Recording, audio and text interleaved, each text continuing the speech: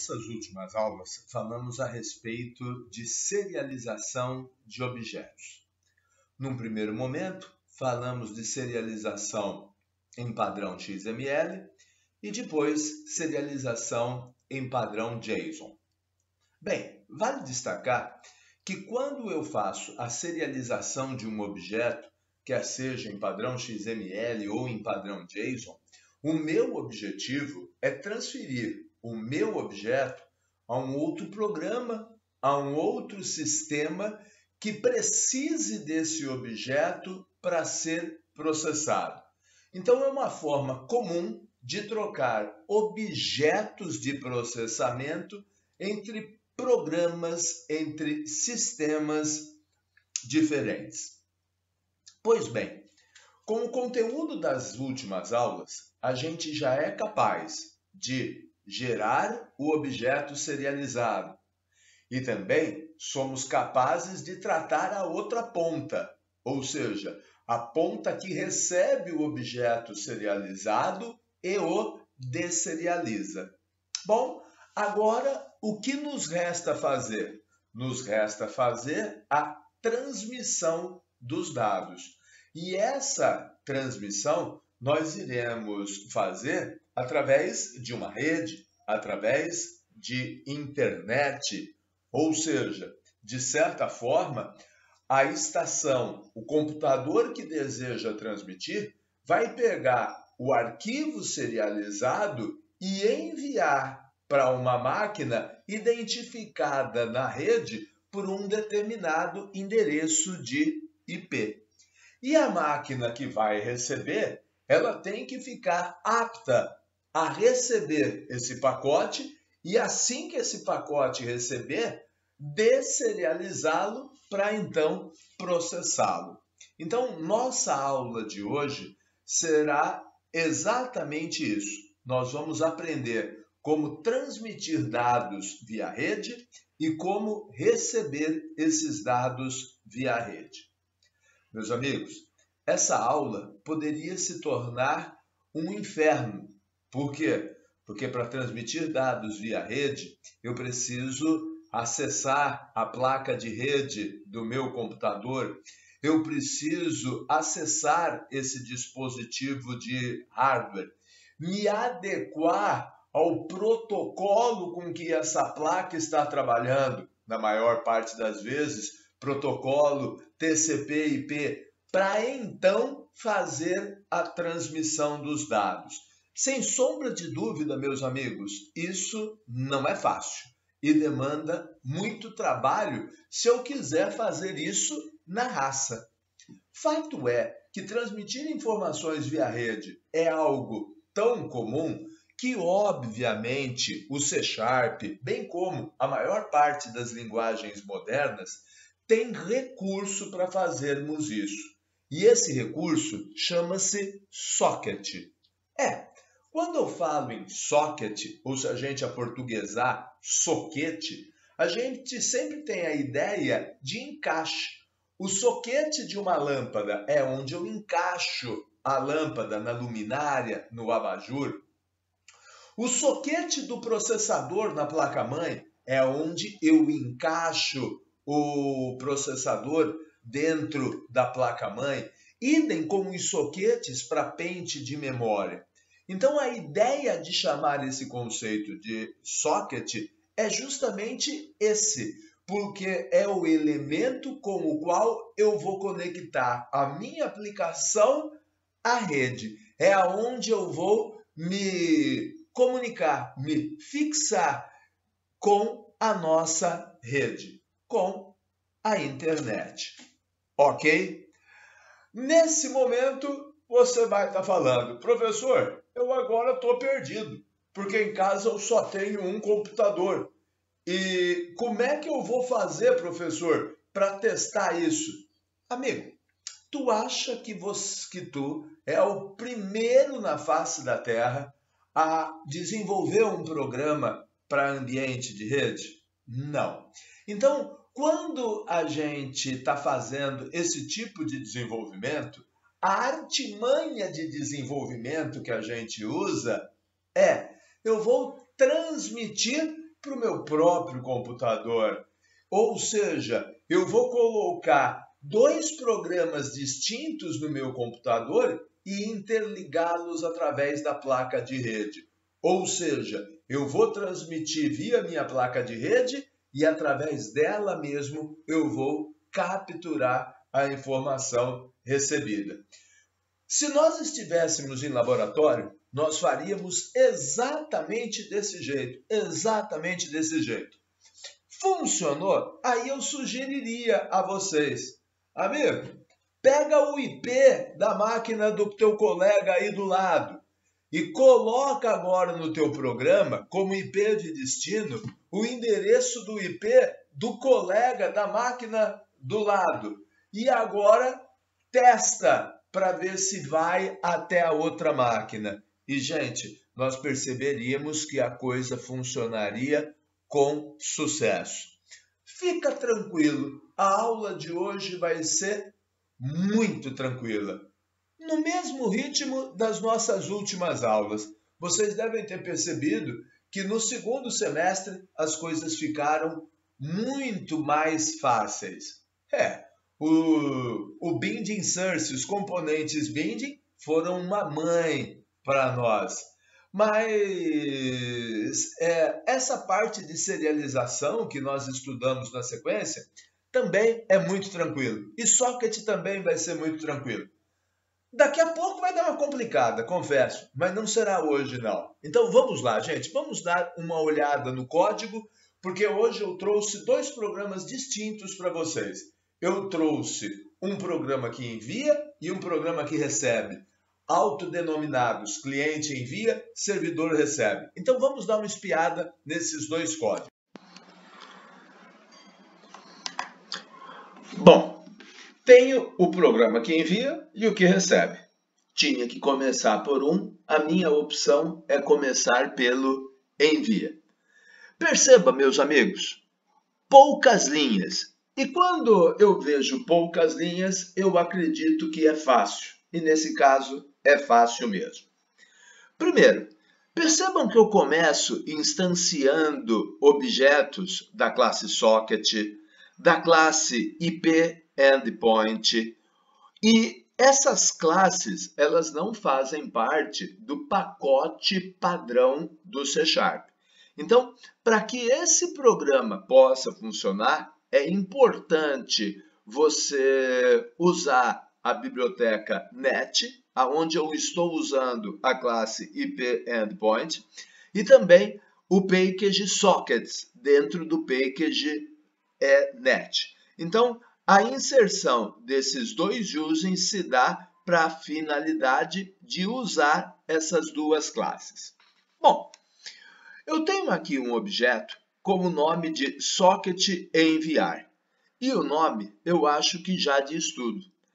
É através desse socket que eu vou me conectar à placa de rede, que eu vou me conectar à rede do meu computador, e é através desse socket que eu vou enviar os dados. Percebam que eu defino que eu estou trabalhando numa network, numa rede. Percebe que eu vou transmitir datagramas. Talvez o termo datagramas não seja familiar para vocês. Eu acho que o Cláudio, que deu aula de redes para vocês, ou que dá aula de redes para vocês, gosta mais do termo pacotes. Pois bem, datagrama é um sinônimo de pacote. Ou seja, se eu quiser transmitir 500 bytes via rede, eu não vou transmitir o primeiro, depois o segundo, depois o terceiro, não. Eu vou criar um pacote com esses 500 bytes, eu vou criar um datagrama com esses 500 bytes e transmitir o datagrama como um todo. E o protocolo que eu vou usar é o protocolo IP. Porque a maior parte das nossas redes trabalha embaixo do protocolo TCP/IP. Então, por isso a escolha do protocolo. Bom, o socket já está devidamente configurado. para trabalhar com endereços de rede, tipo IP, para transmitir datagramas embaixo do protocolo IP. Maravilha! Porém, ele ainda não sabe para qual endereço ele vai transmitir. Ele ainda não sabe por qual porta ele vai transmitir. Então, a linha seguinte, ela define exatamente isso. Ou seja, eu defino o endereço de IP para o qual eu vou transmitir. Aliás, gente, o endereço 127.0.0.1 lhes é familiar? Acredito que sim, né? Acredito que ele seja o endereço de host que você usa nas aulas de desenvolvimento web. Ou seja, é um endereço de IP que aponta para a própria máquina. E a porta que eu vou usar é a porta 9060. Por que a porta 9060? Porque eu quis. Podia ser 9059? Podia. Podia ser a 2050? Podia. Podia ser a 3333? Podia. Podia ser qualquer porta acima de 1024. Na verdade, eu digo acima de 1024 porque normalmente as portas de número mais baixo são reservadas aos serviços do sistema operacional e dos protocolos de comunicação. Então, acima de 1024, amigão, escolhe qualquer porta e vamos que vamos. Bom, aí através do socket enviar, eu estou usando o método send to, ou seja, enviar para.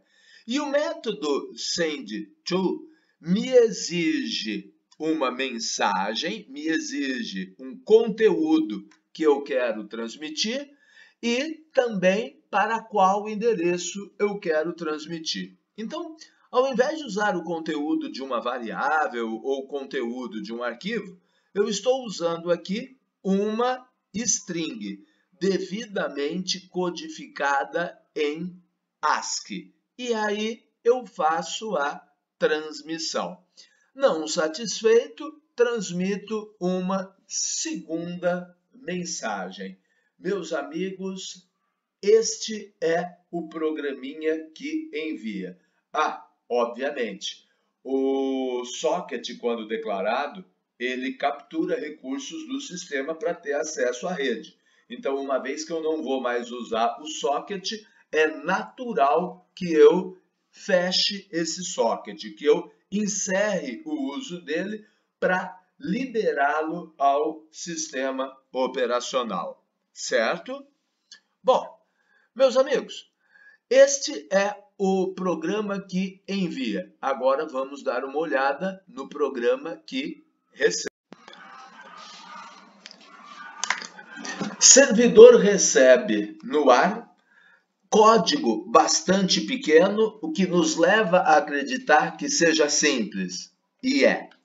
Ora, as mesmas bibliotecas, os mesmos pacotes de código que eu utilizei antes, eu vou precisar usar agora.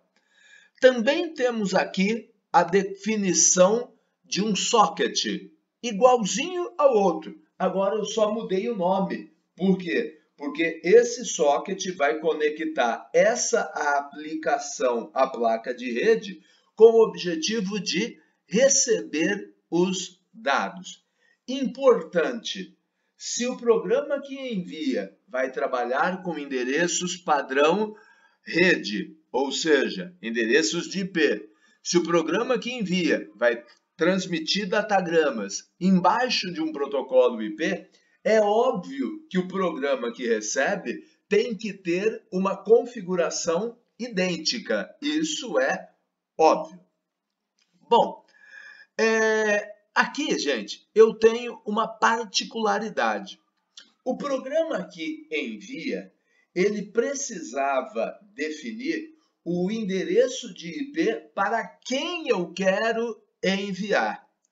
O programa que recebe, ele deve definir o endereço de IP e porta pelo qual ele vai receber. Porque um computador, um servidor, pode estar conectado a mais do que uma placa de rede, pode estar conectado a mais de uma rede. Aliás, isso é muito natural. Então, meus amigos, eu tenho que definir qual será a porta de entrada dessa máquina. Então, definir que a porta de entrada, que o endpoint, será o mesmo 127.0.0.1, porque eu vou transmitir para essa máquina e irei receber dessa máquina. Importante, se eu vou transmitir pela porta 9060, eu tenho também que receber os dados pela porta 9060. Se eu colocar um número diferente nessa aplicação, nada vai chegar. Então, os números de porta também têm que ser coincidentes. Bom, aí aqui eu estou declarando um array de bytes. E esse array de bytes eu estou declarando e ele vai servir como um buffer de entrada. Calma, eu te explico o que eu quero dizer com um buffer de entrada. Eu vou agora receber dados da minha placa de rede. E esses dados eu vou ter que armazenar em algum lugar. Aonde? Exatamente dentro desse array. Então, toda estrutura que armazena dados temporariamente é o que a gente chama de um buffer. Então, o array de bytes data vai funcionar como se fosse um buffer para mim.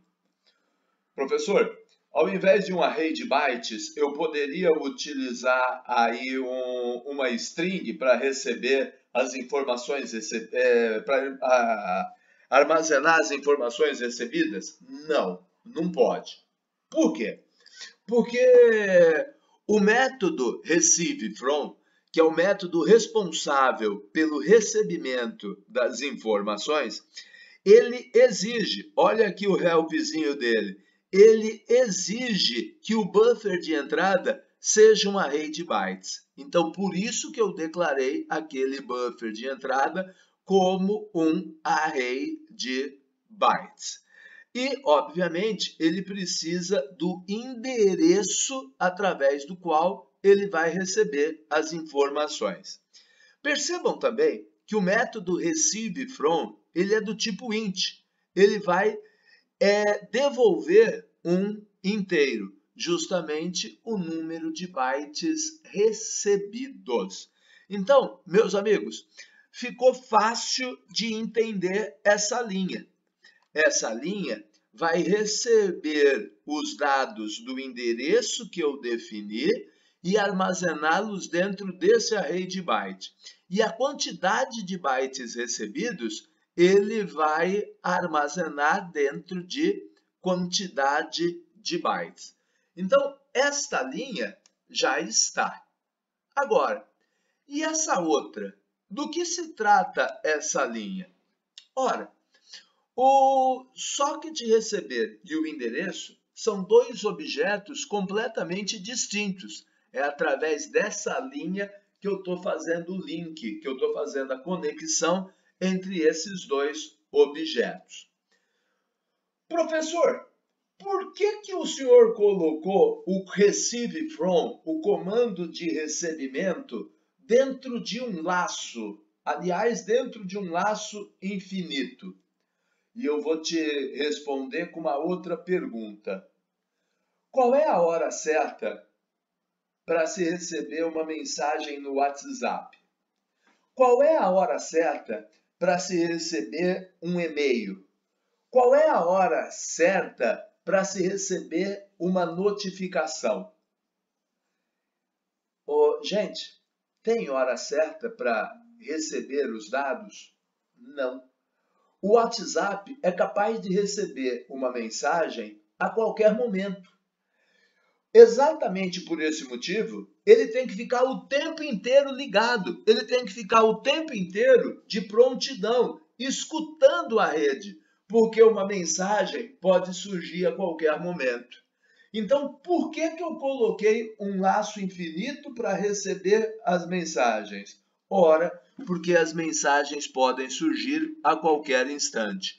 Então, o meu servidor recebe ficará permanentemente esperando o receber de uma mensagem. E detalhe, o receive from é mais ou menos como um read line. Ou seja, quando você dá um read line, o programa para e fica esperando você digitar alguma coisa.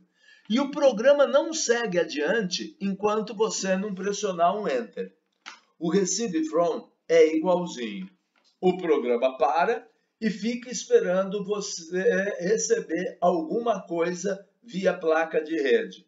Enquanto você não receber, o programa fica ali parado. Quando você receber, o programa segue adiante. E aí o que faço eu? Aí eu exibo a informação na tela. Certo? Meus amigos, o procedimento de recepção é exatamente esse. Simples assim. E aí, gente? Fácil transmitir e receber dados via rede? Creio que sim, né? Creio que sim. Bom, agora, cuidado. Quando você quiser executar esses programas aí na tua casa para verificar se eles funcionam, você vai ter que tomar o seguinte procedimento. Execute, coloque para funcionar primeiro o servidor recebe. O servidor recebe, entrará no ar e ficará num looping infinito. A priori, ele vai ficar parado de braços cruzados, esperando uma mensagem chegar via rede. Quando essa mensagem chegar, ele exibe na tela e já volta para cruzar os braços e esperar uma nova mensagem. Então, coloque primeiro o servidor recebe no ar.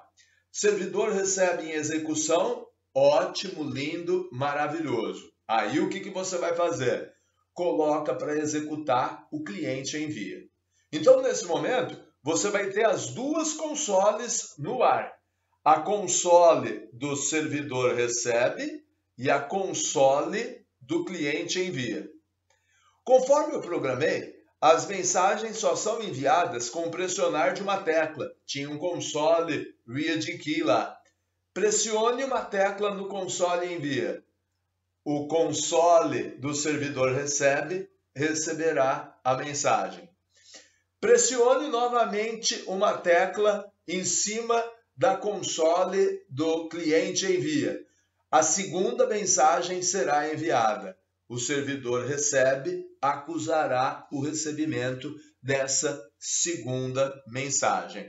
Então, na hora de executar, tome o cuidado para definir, para colocar em execução primeiro o servidor e depois o cliente. E dessa forma, o sucesso estará assegurado. Beleza, gente? Era essa a nossa mensagem para a aula de hoje. E agora vamos praticar um pouquinho, né?